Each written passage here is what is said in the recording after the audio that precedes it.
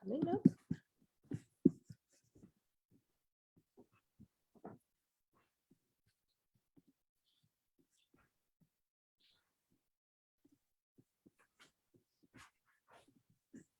Okay, so we are live. So you want to make sure you go to Joseph's ministry page and you can share it. So we are live. So you want to make sure you go to Joseph's ministry.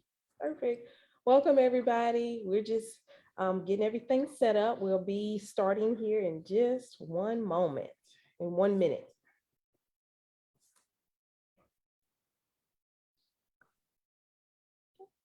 Do you see it?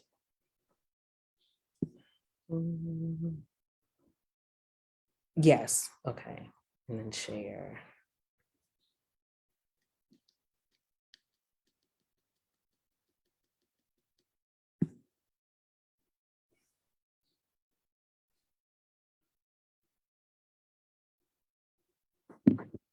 Were you able to share it? I think I did. Perfect.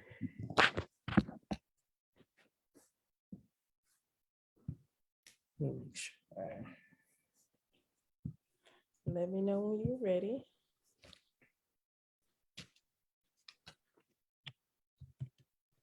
Okay, yes, I am ready. Awesome. It is right that time. So welcome everybody. For those who are joining us live and on the replay, my name is Megan Pinckney and I am founder and CEO of Joseph's Ministry LLC, where we focus on book publishing, business startups, and website design. So we are here and I have the honor and the privilege to interview an author that I've recently met, and we're just so excited to be able to interview her on tonight. LaTonya Porter, how are you, LaTonya? I am well. Thank you so much for this opportunity. Absolutely. So before we dive into your actual interview, tell the people a little bit about who you are and some of the amazing things that's going on in your life. Right. So, excuse me. My name is LaTonya Porter. I am an author. I am also a mom of 4, including a set of twins. I am a full-time psychology student. I am working on my first bachelor's degree ever. Currently expected graduation date, May 2023. I am a future licensed mental health clinician. So that is the goal with that degree. But I am also a future podcaster. So I do have plans on launching my Here's My Truth podcast in the next few months. Wow, awesome. Congratulations with that. Thank you. Yeah, so tell the people as we go into this interview, the name of your book and a little bit about the book and why you actually wrote the book. So my book, Your Queendom Awaits, How to Let Challenges and Traumas Guide You to Triumph, is basically a self-help book that helps you to find and navigate your way through those challenging seasons in life and through traumas to find success, whatever that looks like for you. But for me, it was very much a journey, and I wanted it to be that for other people as well. I wanted to, because life is a journey, and we know that those challenges and those traumas, they were also journeys, and a lot of them impacted us in ways that we didn't want them to, we didn't ask for them to. So I wanted this book to be kind of a guidebook for a journey to the things that we would prefer to have in our lives and that we deserve to have in our lives. Wow. So I want to step back a little bit to talk about the title of your book. Where did that come from? It's very creative. And who are you trying to target, I guess, for your book? Is it just women, people in general, things like that? So I hope that people in general can get something from the book, but Your Queendom Awaits was targeted towards women, because I spoke a lot from personal experience. So it's a self-help book. So there are chapters in there that have strategies and tips on how to navigate through tough seasons of life. But sandwiched in between those chapters are personal stories of mine. I talk about the death of my boyfriend just 2 months after having our twins and me finding him in our home. I talk about assaults that I've unfortunately been, the victim of. I talk about very, very personal and traumatic, events. It's about 7 of those stories. So I wanted, like I said, I wanted this to be a journey, and I wanted women, to kind of be able to connect. Your queendom awaits. So just like I'm on a journey of healing, and I now understand that the Lord has something very different for me than what was in the past, and what I was dealing with and what I was going through, and being obedient enough to let him lead me and guide me. I wanted people to know that also your queendom awaits, whatever that looks like for you.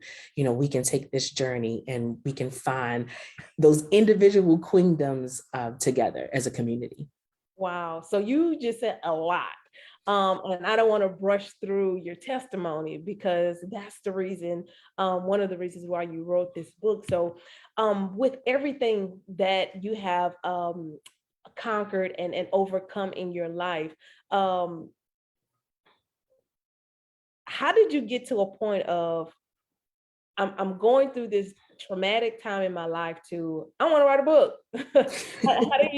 How do you transition to that? Absolutely, because I never would have expected to be to be there. So in the summer of 2016, I was 37 years old. I had 2 kids already, one in college, and I find out I'm pregnant. And then I found out I'm pregnant with twins. And I wasn't expecting to have any more children. But definitely thought I was done. And the pregnancy itself was a little rough, like everything from my boyfriend losing his job. I was about 5 months pregnant, to one of the twins almost not surviving labor. So there were so many things that I'm just like, okay, I'm going to get through this, and it's going to be fine. It's going to be great. And then, twins are born, and 2 months later, my boyfriend dies, and I just kind of felt like my world crumbled. Yeah. Um, I knew that I had these kids to take care of. I had to hold it together, but I had no clue how. I eventually decided to go to grief counseling because it was the last ditch effort. I couldn't imagine what anybody could tell me that would make this any better. Right. But I did go to grief counseling, and it helped immensely.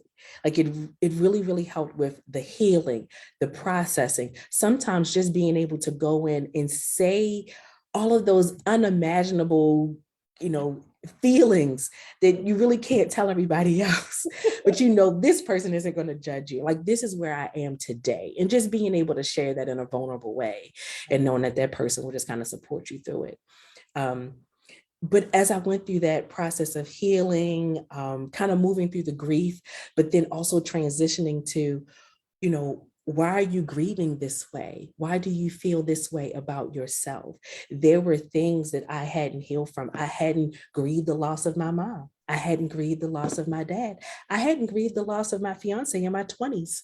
So there were so many things there to unpack. I mean, on top of other traumas, we really had to dig and try to figure that out. And I felt like I was just rediscovering myself.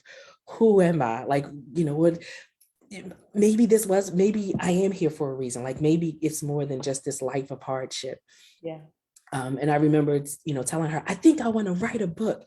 And she's like, oh, that's amazing. And she was supportive, still making sure I wasn't just trying to deflect, of course. But she was very supportive, of that. And I just talked to her about feeling as though my purpose or my calling or the meaning from a lot of the things that I was going through was to help others, to kind of help somebody else through there, to kind of add to that pool of people who were healers, which is why the psychology degree is coming into play. Right. So I have so many questions. So one, I'm so grateful that you did go to a grief counselor to walk you through that process, because I couldn't imagine trying to process that just in my own thoughts, So but the thing is, you're going to school to be a counselor, aren't you? Yes. But you didn't want to go to a counselor. I think it's really interesting, an interesting point, but everything that you've been through, you can even, this will make you even a better counselor, as walk with other people, talk with other people. And I don't know if you're going to go to a specific topic or area of counseling, like grief counseling and things like that, but this will make you, in my opinion, a better counselor. Wouldn't you agree? I do agree. I feel like that's why I put some personal stories in the book, Yeah. because I think that sometimes you go to a counselor and or a therapist or a psychiatrist, and you feel like you're sitting across the table from this well put together person. And you're just like, what do they know about my drug addiction? What do they know about my sexual assault? What do they know about my insert challenge or trauma there? What do they know about that? Yeah. And I felt like I wanted to be transparent enough for people to know that I'm a person, and probably a lot of counselors are people. They're just regular people, and they decided to kind of give back in an area where somebody, helped them. So those stories in the middle of that book, it was for me to say, here, I'm telling you to, be brave. I am telling you to be vulnerable, but listen to what it took for me to get there. There was some stuff that I had to sort through to get there as well. Wow. It was kind of like, you're talking about just layers of trauma that you didn't deal with. Now you're back at your core. You're back at original you. You're smiling like, hey, this is who I am. Those things may have happened to me, but they didn't change who I was. This is who I am. So I'm so happy to see that. But even, you having that aha moment while you were talking to your counselor. So how long did it actually take you to write your book and get it published and for us to be talking here? Like, I wrote the book in 2 months. I was kind of shocked myself. But once the bug kind of bit me, once the bug bit me first, and I was like, I want to tell my story. I want to tell my story. But then I started to think, why? Why do I want to tell my story? Because I don't want this to be a selfish process. This doesn't need to be some type of, just me complaining or, to other people. right. So I was like, why? And it took me maybe about 2 or 3 months to find that why. And once I was clear on the why, everything else just kind of flowed. I would spend the day taking care of the girls. I would think of ideas. I would put them in the notes in my phone. And then after bedtime, I would just start typing. And that process took about 2 months. I was done with the book in about 2 months. And then I had to start kind of, oh man, what do I do with this? So I'm looking up, independent publishing companies and looking for editors and, that type of thing. I didn't even realize that I could have just contacted a publishing company. I know. So second book, right. But yeah, so I started writing the book in March of 2018, and it was officially on Amazon and Barnes and Noble on August 25th Wow. of 2018. Wow. Wow. And I commend you for that because you were really determined um to get it out. Um but even when you contacted us about a relaunch, and I'll put you on the spot here. Um you said, Megan, hey, I really didn't tell anybody I wrote it though. I You did did. all of that work. I did all of that work. And somewhere inside, there was still that doubt. There was still that doubt of who do you think you are? Who do you think you are telling people how to navigate challenges? Who are you? Just is really questioning my identity. Um, top of January and I listened, I listened. So I did the steps, but I was not obedient to the call of Wow. helping people. And it was the top of January 2020 when I told the Lord, I said, okay, Wow. obedience. I hear you, obedience. It's when I applied to school. It's when I started getting, more involved in church and ministry. It is, it was this, it's when I started school in 2020. The Lord asked me he said, copyright the book, which will tell you, I didn't even copyright the book initially. Like that was, I had so little, but he said, copyright the book.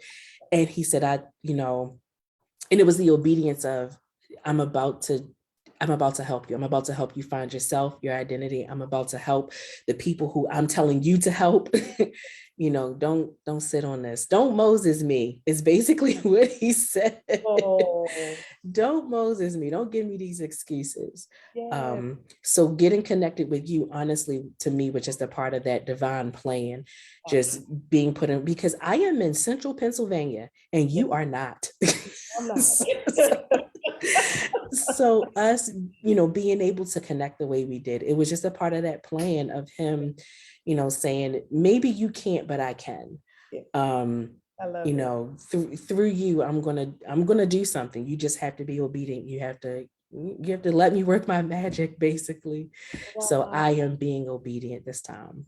Oh, I love it. Yeah, I mean, just the divine connections. Because if you hadn't taken that step, we wouldn't have been in the same circle where we were. And I mean, it's just so divinely connected. So I'm so glad that you obeyed and you are being obedient to the calling, because at the end of the day, you know your why. You know why you wrote the book. You know why you're doing this relaunch. You know why, because there are people on the other end that need to hear your testimony. And that's what I love about being in the position that we're in, to help authors like yourself to go to their next level, to be able to reach that audience. So I commend you again. So as we're kind of getting to the end of this interview, I wanted to kind of ask you if you could share at least one little nugget um, from your book with the people tonight, that it just may help just one person on tonight. Just something that you shared in your book that you want to share, not everything, but just one little nugget or practical step that you took in your own personal journey that can help someone on tonight. The very first chapter of the book is called Be Brave. And it was the very first thing I had to do. Like I said, I wasn't expecting to have any more kids. And, just with kind of how things went with the pregnancy and then losing my boyfriend and just feeling so lost, I was afraid of everything. I was afraid to put the kids in daycare. I was afraid to leave the house. I was just afraid of everything. I was afraid to go to therapy. I was afraid, like, what if something else bad happens? Like, to me, the unimaginable happened. I can't afford for anything else to happen. And I was so afraid. The first thing that I had to learn was be brave. Whatever it is that you've been through, use it as training. Yeah. Firefighters don't go into burning houses because they're not afraid. They go in because they've been trained. They go in because they trust that the training that they have had prepares them for this scary thing that they're about to do. So whatever that scary thing is that you have to do, want to do, need to do, be brave. It's not the absence of fear, it's the fight with the fear. Wow. You are equipped and you can do it. It was training. Wow. Well, I'm encouraged. You just encouraged me. If nobody else got encouraged, I'm just like sucking everything in. But no, thank you so much. That is so true. So if you had to leave this interview, what word of encouragement, besides being brave, and that's from the book, but just life in general, today, where you are today, from the mindset you're in, from the space that you're in, what encouragement would you leave the people thinking, considering about writing a book, considering to go to counseling, considering all of the above? What type of word of encouragement that you would leave the people on today from where you are today? So when I thought of the title, like, I can't say that, like, oh, I came up with this great, it came to me. And it's called Your Queendom Awaits because it really is yours. Your queendom is not mine, and my queendom is not yours. Yours is waiting for you. The encouragement is you deserve what it is that God is calling you to do. You deserve it. You're worthy. He's equipped you and he's with you. So go and get your queendom because it really is waiting for you and you are absolutely worthy of it. Awesome. So literally, where can people go get your book, your Queendom Awaits? So you can go to LaTonya Porter Products.bigcartel.com. It is there. It's also on Amazon, and it's also on barnesandnoble.com. Awesome. And guys, I'll make sure to put that link into the discussion so you'll have it and it'll go straight to where you can purchase her book. But if you are here and you have been so encouraged by LaTonya's testimony and just encouraged about her process and where she is today, and you say, you know what, I think it's time for me to write that book, to get my life together and want to help other people along their journey, contact us at Joseph's Ministry because we want to help you. This is why we're here. We are fashioned and created to help people like yourself move to their next level in their purpose. So if that's you, you can contact us at our website at www.josephsministryllc.com. We so look forward to working with you and walking with you through the process of book coaching, writing, and as well as publishing. So LaTonya, thank you so much. It has definitely been a pleasure, and I'm encouraged after talking with you and interviewing with you tonight. So thank you for your time. Thank you for your efforts. Thank you for your obedience. And I look forward to book number 2 and 3 and 4, as they come to you. But thank you so much for everything that you are doing and everything that you will do for other people to help them. So Absolutely. Thank you so much as well. awesome. It's our pleasure. It's our pleasure. So thank you guys so much for joining us on tonight, even for those watching on the replay.